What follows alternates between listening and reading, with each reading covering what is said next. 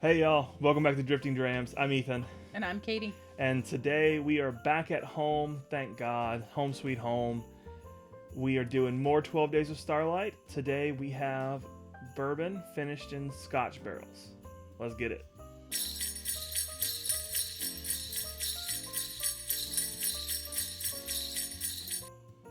Alright, so this one, bourbon finished in Scotch, 105.8 proof, 4 years old.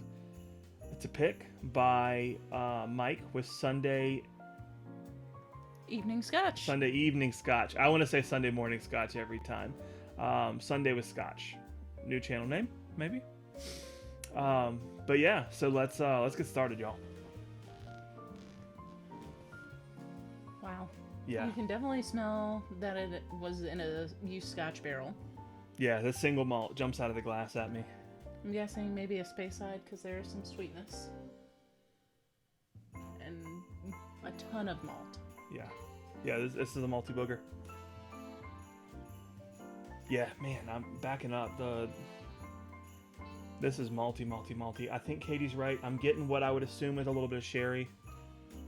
I would just call it sweetness, maybe a little bit of fruit if I didn't know that it was Scotch finished. But Definitely some creaminess on the nose. Like, yeah, I don't even know how to describe that when it comes to a nose, but you're like a sweet cream is popping out.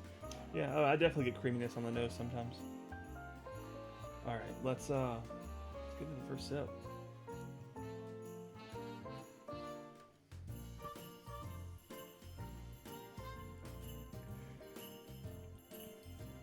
Ooh. That is a nice hug for 105 proof. Man. Definitely a ton of creaminess on the palate. Some sherried fruit. Yeah, I think it has such a nice hug for me because it's super viscous. It's super oily. It just coats my mouth like it's like one of the commercials where they're trying to show how they're trying to show like liquid moving in a bottle. That's how it is in my mouth, and it's sticking everywhere. Wow. Yeah, for me that's just malt. I get a little bit of sweetness. The bourbon does come through. I think like the corn sweetness.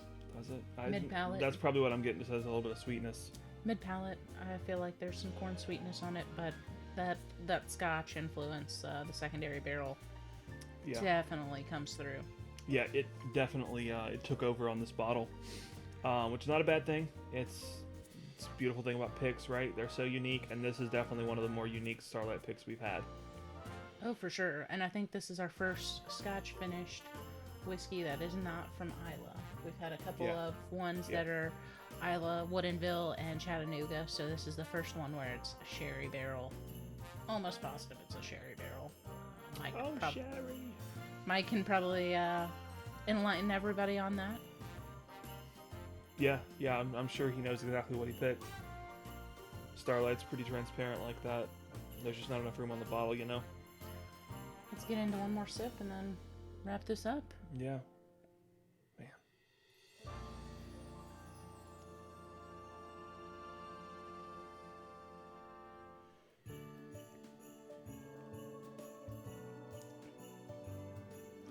Final impressions. You get probably confusing malt with grain, but there is definitely a little bit of a grain note on the front end of the palate, not in a bad way. You just taste what you're getting. Like, it tastes like a cereal to start.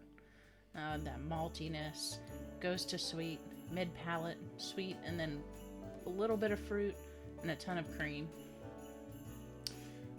Second sip was super spicy for me. That's almost a different whiskey.